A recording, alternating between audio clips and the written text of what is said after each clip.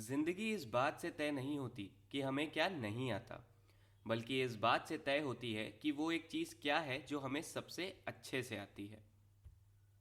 और इसी बीच उठना, काम पर जाना, थकना और वापस जाना, इन्हीं बातों में उस एक चीज़ का मिल जाना जो आपको बेहतरीन बनाए, किताब की किसी कहानी से कम नहीं। अब ऐसी कहानियाँ हर कोई लिखना चाहता है। लिखना एक गिफ्ट है जो बाय डिफ़ॉल्ट हम सब में होता है। बस डिपेंड करता है कि आप में वो कोडिंग कितनी एडवांस है। तो क्या बोल रही public, this is your host Yash Walter. स्वागत करता हूं आपका एक बार फिर से वीकेंड्स विद वॉल्टर में।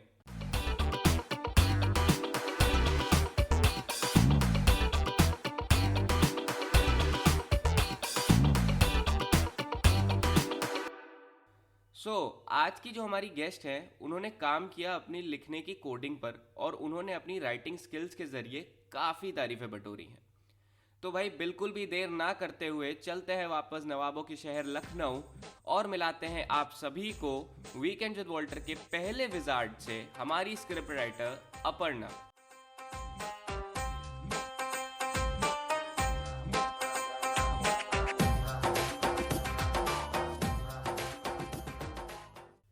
हेलो अपर्णा, कैसी हैं आप? कैसा लग रहा है आपको आज वीकेंड विद वॉल्टर पे आके? हेलो सर, मैं काफ़ी अच्छी हूँ और इस टू बी ऑनेस्ट इस प्लेटफॉर्म पे आना बहुत टाइम से सोच रही थी कि कैसे आ सकते हैं। एंड थोड़ी बहुत शरारतें भी चल रही थी कि हाँ चलो ठीक है, अपने फ्रेंड्स से बोल के नॉमिनेट करवाते हैं खुद को ही। तो आज यहाँ पर आके उस लाइक बहुत अच्छा लग रहा है। ओके, तो ये तोहफा इन्होंने खुद को दिया है। एंड डेफिनेटली आप जैसे स्टूडेंट्स की स्टोरीज हम ढूंढा करते हैं, आप जैसे यूथ की स्टोरीज हम ढूंढा करते हैं। सो ऐसा कोई मसला नहीं था, आप डायरेक्टली भी अप्रोच कर सकते थे हमको, दोस्तों से सिफारिश लगवाने की ज़रूरत नहीं थी।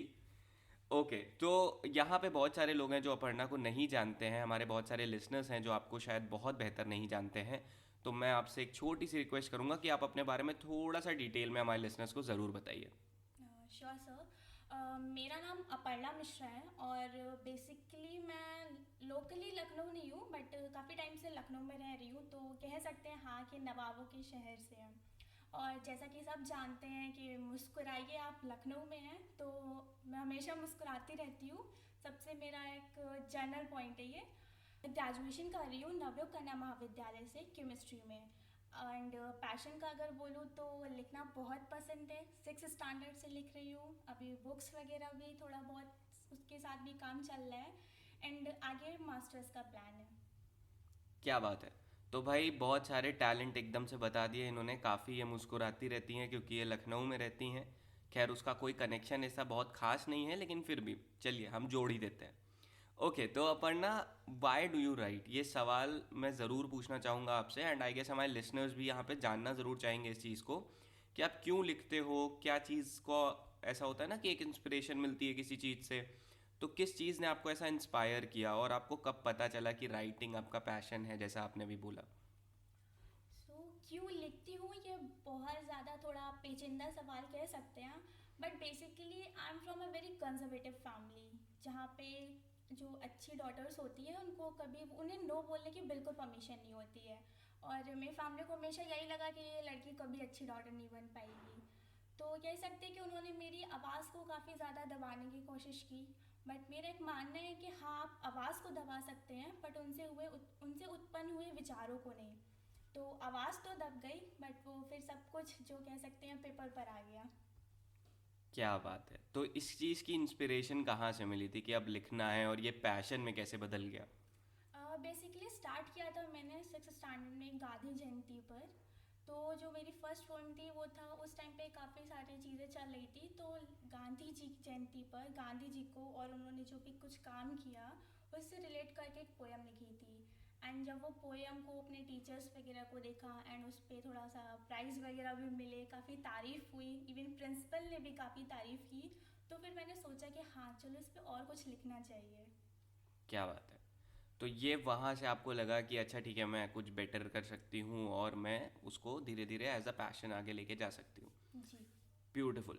तो पैशन ये कैसे पता करें भाई, ये बहुत बड़ा सवाल है। बहुत सारे लोग हैं कि कुछ कुछ कुछ कुछ करते रहते हैं अपनी लाइफ में, बट डिसाइडेड नहीं है कि पैशन क्या है, means there is a big difference between passion and your hobby.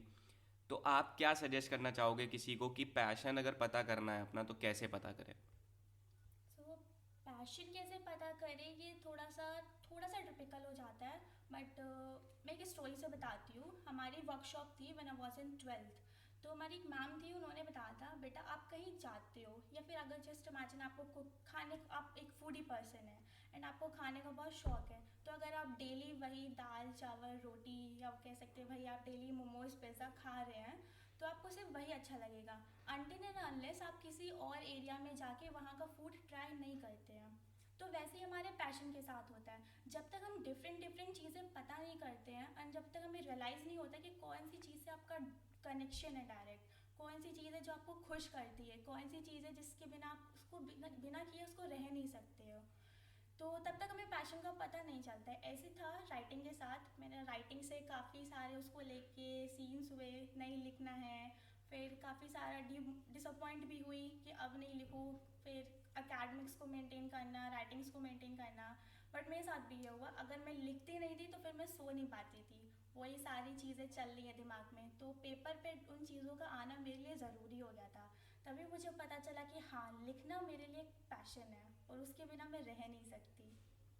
क्या बात है। तो भाई सीधी सीधी बात यह है कि फिरकी लेते रहिए, रॉन्ग नंबर लगाते रहिए, हो सकता है कहीं ना कहीं एक राइट नंबर आपका भिड़ ही जाएगा। यस। ओके। तो अभी आप किस चीज़ पे काम कर रहे हो, इसके बारे में आप थोड़ा सा बताना चाहोगे हमारे लिसनर्स को, उनके साथ कुछ शेयर करना चाहोगे? Definitely sir. बेसिकली अभी मैं बुक्स कंपाइलिंग पर काम कर रहे हैं।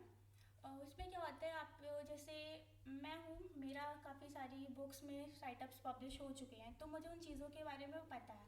बट अभी भी काफ़ी लोग ऐसे हैं जिन्हें जानना है कि वो जो लिख रहे हैं वो दुनिया तक कैसे पहुँच जाएँ। तो हमारा काम होता है उनके राइटअप्स को कलेक्ट करना एंड डिफरेंट डिफरेंट एरिया से जो हमारे राइटअप्स आते हैं उनको एक कंपाइल करना एंड फिर हम अपनी बुक पब्लिश कराते हैं। तो बेसिकली वो एक एंथोलॉजी कहलाती है, लाइक अगर आप नॉवेल्स वगैरह लिखो तो एक पर्टिकुलर किसी एक ऑथर का होता है, बट हमारी एंथोलॉजीज़ में कई सारे को ऑथर्स होते हैं, तो अभी वही एंथोलॉजीज़ पे हमारा काम चल रहा है। क्या बात है। और ये बुक कैसे पब्लिश होती है? बुक कैसे पब्लिश होती है ये डिपेंड करता है कि आप कैसे पब्लिश कराना चाहते हैं। हमारे जो अगर ट्रेडिशनल मेथड देखा जाए तो होता है कि आप किसी पब्लिशिंग हाउस के पास जाएं एंड उन्हें पे करें, देन वो आपकी बुक को एडिट वगैरह करके पब्लिश कर देंगे। बट अभी जो हमारा सेल्फ पब्लिशिंग का काफ़ी ज़्यादा ट्रेंड कर रहा है, उसमें कुछ नहीं होता है। आप जो हमारी काफ़ी सारे पब्लिशिंग हाउस हैं, जैसे कि नोशन प्रेस हो गया, ब्लूबेरी हो गया, उनको डायरेक्ट आप अपनी मैन्युस्क्रिप्ट रेडी करके दे दें, कवर पेज रेडी करके दे दें and they will publish your book okay, so without any costing या फिर यहाँ पे कॉस्टिंग इंक्लूडेड होगा? Without any costing. बस क्या बात आपको है। मैन्युस्क्रिप्ट रेडी करना है, आपका जो बुक का कवर होगा उसे डिज़ाइन करके देना है, नथिंग एल्स। क्या बात है। I guess this is very helpful because मैंने खुद देखा है हमारी कम्युनिटी का जो यूथ है आजकल वो लिखना बहुत पसंद कर रहे हैं। Means it it has become very fascinating कि अगर आप लिखते हैं, चाहे वो पोइट्रीज़ हों, शायरीज़ हों, शॉर्ट स्टोरीज़ हों या कुछ भी, तो आई गेस बहुत अच्छी अपॉर्चुनिटी है बहुत सारे लोगों के लिए जो बहुत टाइम से लिख रहे हैं और उनके पास अपना कंटेंट है।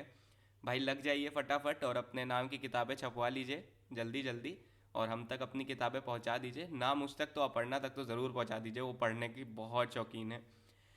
Okay okay. तो अपर्णा जब आप लिखते नहीं हो तो आप क्या करना पसंद करते हो? Because this is something out of your comfort zone, तो क्या मज़ा आता है करने में या क्या पसंद करते हैं?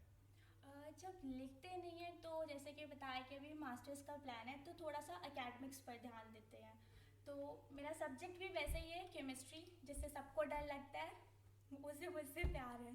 तो केमिस्ट्री का भी यही है, तो जब लिखना नहीं होता है तो केमिस्ट्री होता है, बट उसमें भी यही चलता है, कुछ अपनी राइम्स वगैरह बना लिया। मतलब ये है कि लिखने के अलावा कुछ होता ही नहीं है। क्या बात है। वेल ये केमिस्ट्री मिस्ट्री अपना बहुत केमिकल लोचा है बचपन से। आई होप बहुत सारे लोग मुझसे कनेक्ट कर पाएँ इस चीज़ से, मैं अकेला ना हूँ यहाँ पे इस जनता में ऐसा।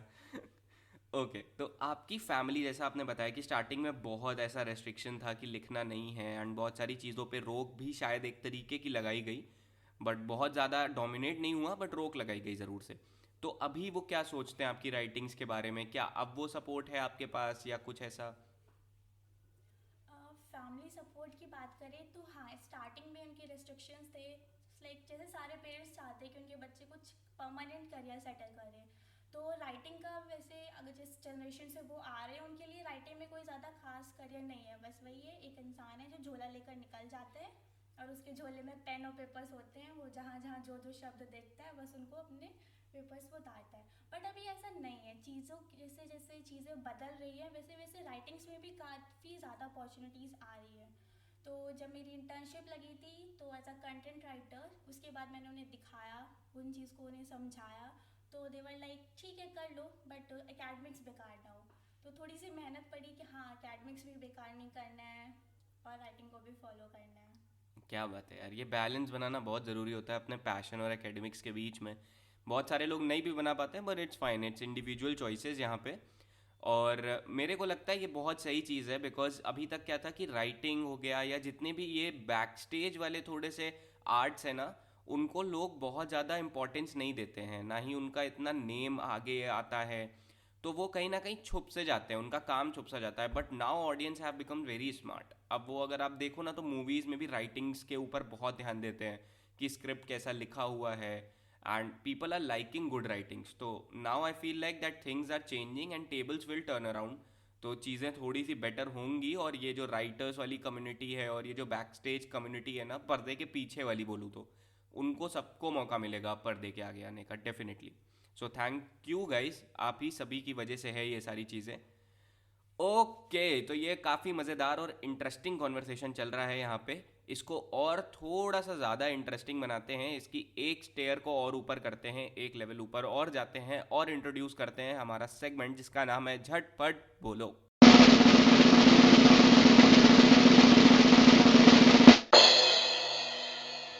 अपर्णा, झटपट बोलो बहुत ही इजी सा एक सेगमेंट है हमारा, जहाँ पे रैपिड फायर क्वेश्चंस होते हैं। हम आपसे कुछ सवाल करेंगे जिसका आपको फटाफट हमें जवाब देना होगा। आई होप आपने पुराने एपिसोड्स में ये सुन रखा हो, तो आप वेल प्रिपेयर्ड आई हो कि कोई भी सवाल आ सकता है। ओके, तो मेरा पहला सवाल ये रहा आपके लिए। अगर आपको अपना नाम चेंज करना हो तो आप क्या रखेंगे अपना नाम चेंज करके? वेल, वैदेही। वैदेही, क्यों, ऐसा क्यों रखना चाहेंगे वैदेही नाम? Vaidehi is the names like थोड़ा सा मैथोलॉजिकल, उसकी स्टोरीज भी बहुत पसंद है मेरे को, रिलीजियस टाइप का। बट वैदेही ना वो जो कहते हैं कूल लगता है मेरे को। क्या बात है, कूल नाम रखना चाहेंगी थोड़ा सा। अभी अपर्णा उनको कूल नहीं लगता। ओके, तो करेंटली क्या पढ़ रहे हो आप आजकल? करेंटली सेल्फ हेल्प बुक्स पढ़ रहे हैं, सबसे ज़्यादा ज़रूरी है, इवन सबको पढ़नी चाहिए। सही है। फेवरेट कोटेशन क्या है आपका? फेवरेट कोटेशन है कि आप तब तक स्ट्रांग नहीं बनते हो जब तक कि आपके पास स्ट्रांग एक बीइंग अ स्ट्रांग एक लास्ट ऑप्शन नहीं रह जाता है। It's deep, very intense thing.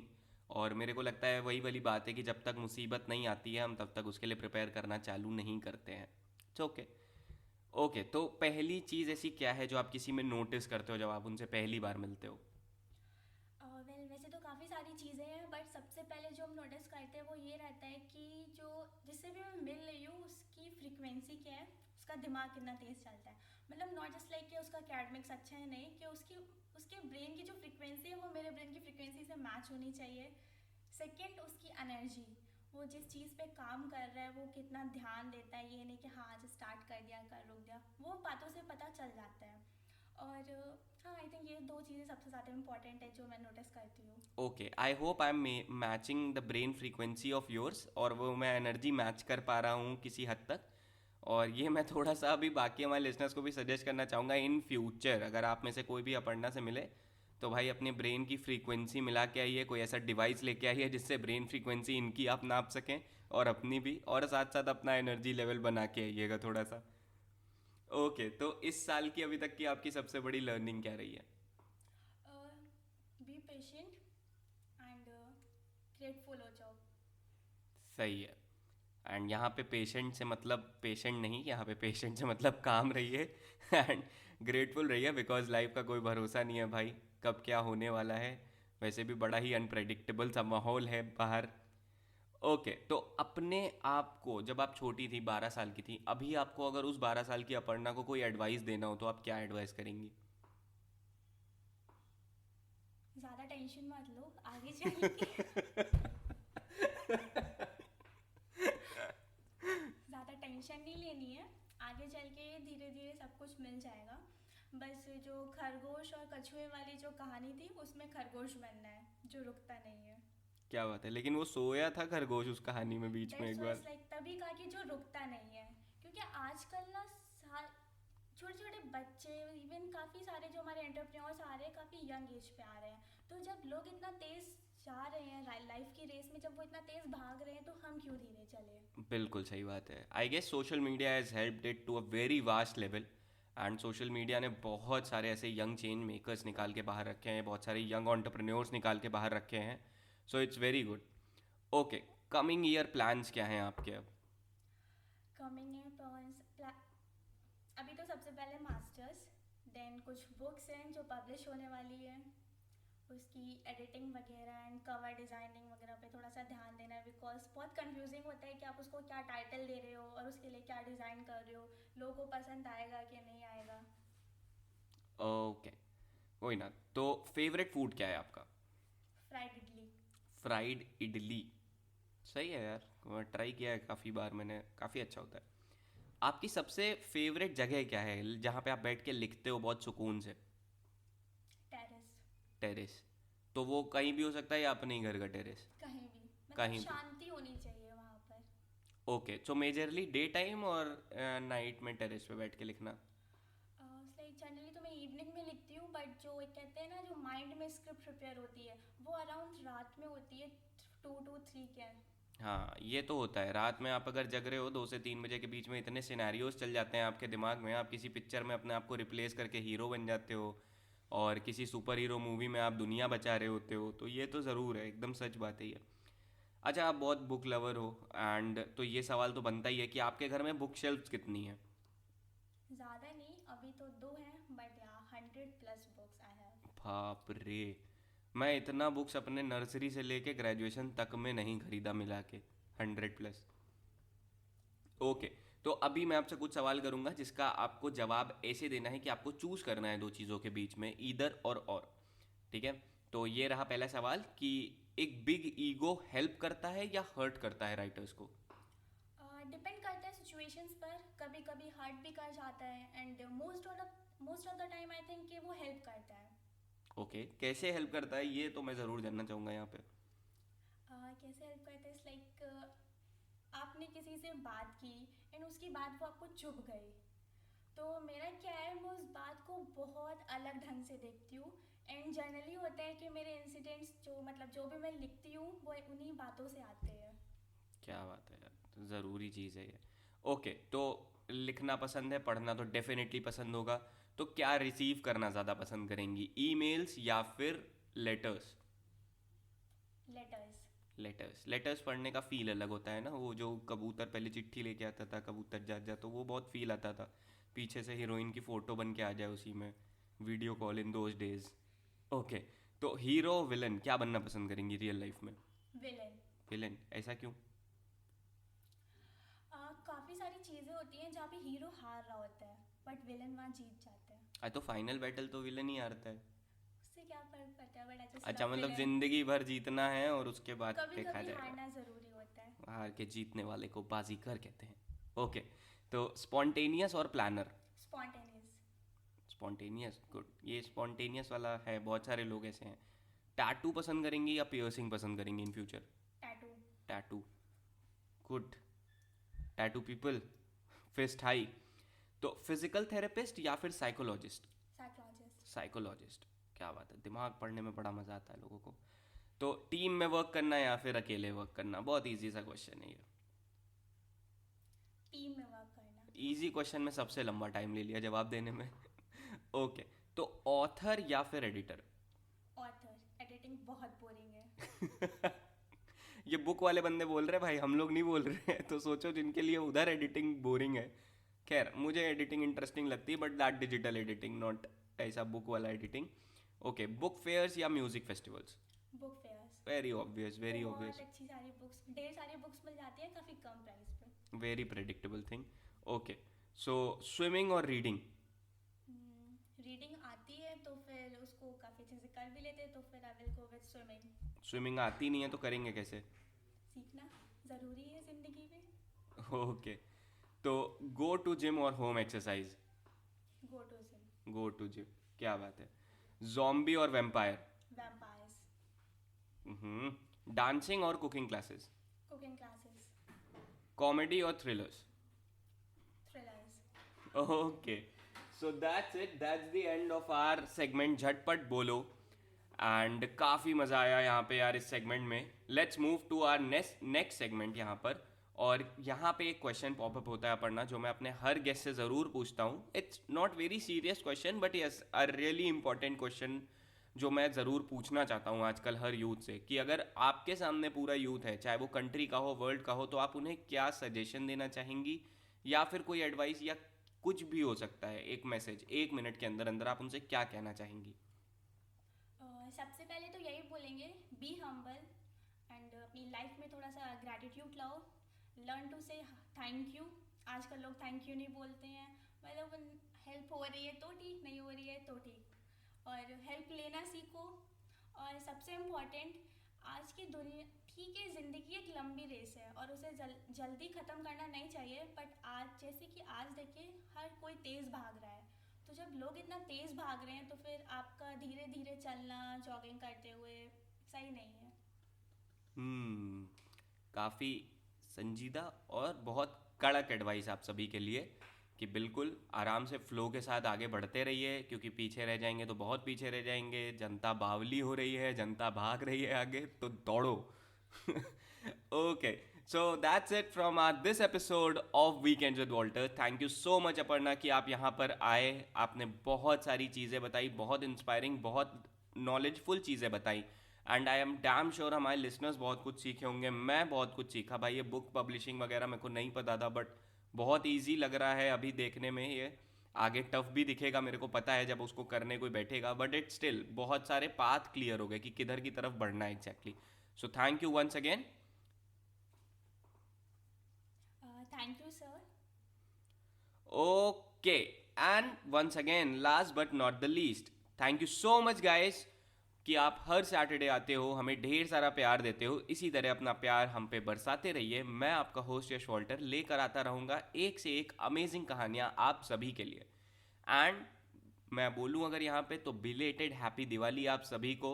I know it's late, but still weekend with Walter के पूरे परिवार की तरफ से आपको very very happy Diwali. I hope ये दिवाली आपके लिए सेफ रही हो। आई होप ये दिवाली आपके घर पे ढेर सारी खुशियाँ लेके आए। आप हमेशा हेल्दी रहें और इसी तरह मुस्कुराते रहें और सुनते रहें वीकेंड विद वॉल्टर।